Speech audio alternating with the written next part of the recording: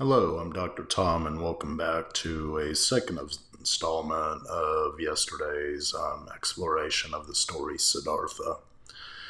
Yesterday, we explored the beginning passage as it relates to Hermann Hesse's book Siddhartha, and today I wanted to continue on that journey as it relates to how the shadow and the light really affects our psychological development, not only early on, as we could see within the context of some of even um, religious history as it relates to the coming of light from darkness, but also how this affects us at a deeper psychological level.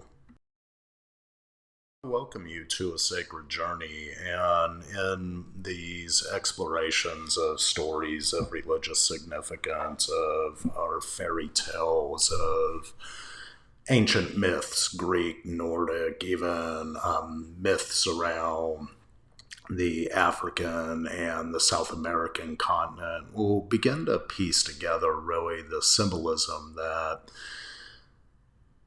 helps the psyche to realize its potential. Without further ado, let's go back to the first part of Siddhartha. The top chapter is entitled The Son of the Brahman. In the shade of the house, in the sunshine of the river bank, near the boats, in the shade of the sawwood forest, in the shade of the fig tree, is where Siddhartha grew up. The handsome son of the Brahman, the young falcon, together with his friend Govinda, son of a Brahmin.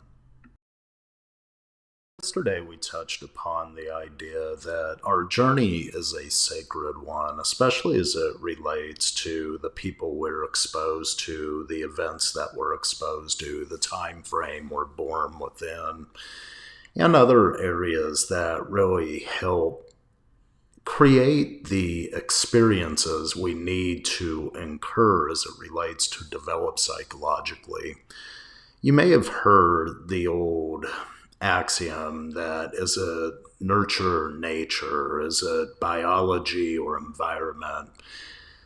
Psychology began with these dichotomies, and as well as all sciences. But what we're finding out now, and we're beginning to work through, is the fact that all these things are interconnected at a much deeper level.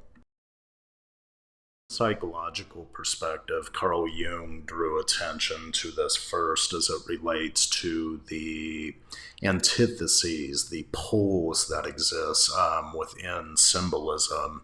He called the symbols that drive the unconscious as well as conscious development of the human psyche archetypes.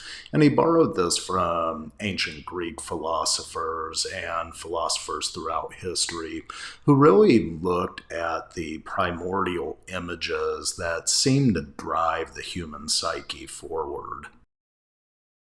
Cannot talk about light without the knowledge of dark. Even in the biblical account of Genesis, where from darkness light emerges, we get the initial paradox that's present. And I can't really help but think about how this paradox occurs even within our own physiological and psychological development. Exit the womb, we're exposed to light for the first time, and in the darkness, it is what Jung considered a paradise. He called the tomb of the womb, and in this paradise, there's complete darkness. The body of the baby is in complete symbiosis with the mother, adjusting its internal environment to whatever the mother is feeling within. And as we look at the darkness and how it envelops, I cannot help but think that there's a peace that's present, that this would be what would be considered paradise. And as the baby emerges for the first time from the mother, it's exposed to light, and this is a new environment. Now there's a secondary point from which we could begin to judge either the light or the dark. And this is really the way the psyche begins to develop from its earliest and infantile beginnings. Hesse draws attention to this because he talks about the shade of the house and the sunshine of the riverbank near the boats. Here we have an initial polarized theme. We have shade, which cannot exist without light, but we also are identifying the shade as coming from the house. What is the house in this passage? The house, I cannot help but believe, is the aspect of the family home. It's the home that Siddhartha is born into. And like all of us, we're all born into a family home. Some may have one parent, some may have two parents. But either way, we are born within a family home. And that home, that lineage casts a shadow, not only genetically upon us, but also environmentally. As I've worked with parents throughout my career, what I've noticed is oftentimes there would be a phenomenon which Robert Bly brought attention to, especially as it relates to the dreams that parents hold for their children. Now, it's imperative to dream for your children because that really provides not a goal for them to pursue, because a child's life is ultimately their own to pursue in whatever direction they want. The dream a mother and father holds for their children should apply to the behaviors and the experiences they want their children to be exposed. Now, a dream a parent has for their children isn't necessarily something that has to be cemented, that the child has to pursue that dream. Instead, it has to be a working plan of direction that the parent believes will help their children to be successful in navigating the experiences life will afford them. Shadow of the house really is the dreams a mother and father holds for their children moving forward, and really how that shadow will engage the experiences a child undergoes as they go through their own developmental plight to learn about the environment and learn how to function in a hopefully functional capacity throughout adult life. Shade of the sawwood forest in the shade of a fig tree is where Siddhartha grew up, and were exposed to the light, to the dark, to the grounding, to the aspiring.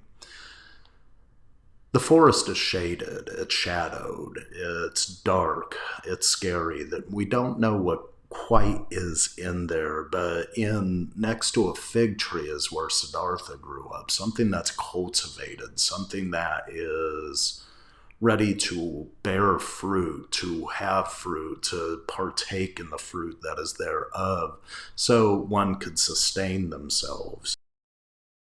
We have family present. We have a lineage present. We have grounding, a family tree, a fig tree, something that can sustain.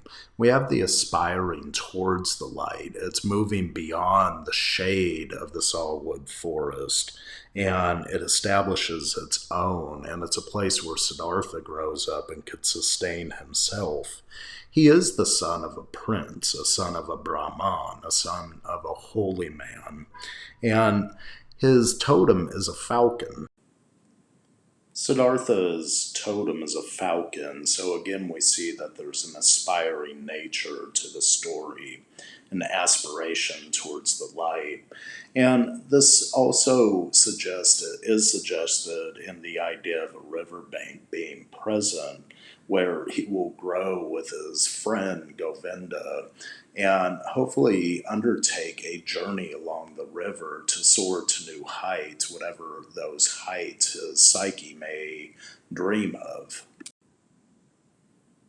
There's a lot of beauty in the symbolism of light and dark, especially as it relates to developmental tasks early on, especially intrauterine development as it relates to how the fetus grows from a state of complete dependence, from a state of interdependence on the mother, and eventually finds light and finds the journey that it will undertake to sustain its life, and maybe even create life of its own. I hope you enjoyed today's segment on the story Siddhartha and Indian Tale. It's a really beautiful story on how we yearn to find light, even in those dark corners. Today, we explored the idea of family, the idea of a family tree, and the idea of how we aspire to create our journey towards self realization as it relates to who we are becoming in this journey called life. I really hope you enjoyed, and if you have any questions, please feel free to comment or send me a message on the service. I look forward to answering any questions that may come, especially as it relates to our developmental journey to understand who we are becoming. As always, I leave you with a greeting and a farewell. May blessings find you on your journey to advance confidently in the direction of your dreams.